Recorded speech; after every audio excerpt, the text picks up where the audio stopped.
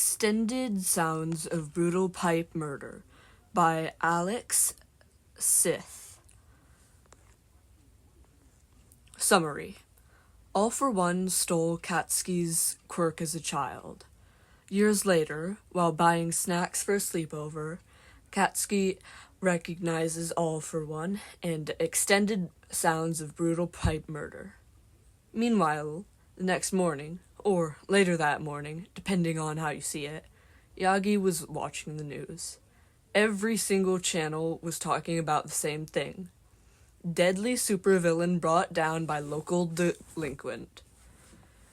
He recognized All for One immediately. And was that Young Bakugou? And Young Midoriya, too? He should have been asleep by 8:30 p.m. And yet here he was, watching Izuku collect snacks for their currently ongoing sleepover at 1:58 a.m. It was practically morning. There was only one other customer in the store, and he was looking at the shelves as if he'd never seen chips before.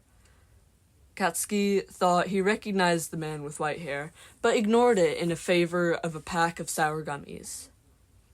He was still in Katsuki's line of sight when he picked up another bag of chips, examined it like he was taking notes on the design choices of the company, swore, and put it back on the shelves before picking up a different one.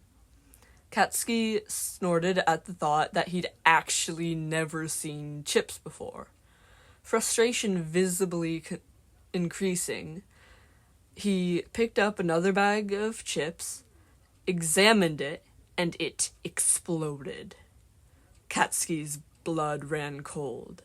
That was the bastard that stole his quirk. His thoughts were all over the place, but he knew one thing for sure. Picking up the pipe on the corner of the floor, he approached the bastard from behind. He was gonna batter this bitch into the ground.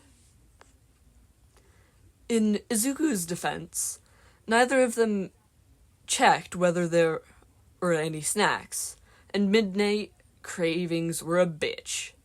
So, really, it was both of their faults that led them to going shopping in the dead of night. And it was important that they choose the best flavor of popcorn. Usually, Katsuki smacked the back of his head and just picked a random one. But he'd been quietly smirking for a while now, while staring at someone. Weird place to go people watching, but he wasn't going to judge. In the middle of debating which flavor was going to join them in their sleepover, Izuku knew that caramel was clearly superior. But he also knew Katsuki disagreed, and just ate plain old popcorn. He heard something explode, and then there were chips all over the floor. The customer who exploded the chips continued browsing the shelves as if nothing happened. And then Katsuki passed him with a pipe in hand, nearing the customer. Right before he swung the pipe at the man's knees at full force. Katchan, what? The realization hit him. The man was the reason that Katsuki lost his quirk almost as soon as he'd gotten it. His first instinct was to stop Katsuki from injuring the man further. He shivered, feeling cold for a second. Suddenly, he was no longer in a rush to stop Katsuki. His hands were clearly full, and he needed to carefully set down each item one by one before his hands were free and he could attempt to stop Katsuki. He heard the pipe repeatedly smacking down with each word as Katsuki yelled, "Give me back my quirk, you sick bastard!" Life was fairly boring after death. Yoichi was the first. And while he did have people joining him in One for All with each passing generation, there was nothing much to do besides watching the current user go through life and trash-talking them with the other vestiges. The ninth was a child. No one was going to trash-talk a child who was just out of middle school. Life, technically not life, was fairly monotonous. The 8th was training the 9th and his friend with explosive personality for nearly a week now. Then things took an interesting turn. 9th and his friend were under the same roof as All for One. It wasn't a surprise that nobody recognized him. Most people barely knew he existed at all. And then the boy began beating All for One up with a metal pipe. He barely took a second to process what was happening before he started wheezing. His brother, the legendary All for One, getting beat up by a 14-year-old with a pipe. 9th was about to stop the boy, and he couldn't have that. Despite knowing the 9th couldn't sense him, he put a hand on his shoulder and told him, "Don't." And 9th stopped, looking down at the items in his hands. Then slowly started putting them down, no longer in a hurry to stop All for One from being beat up.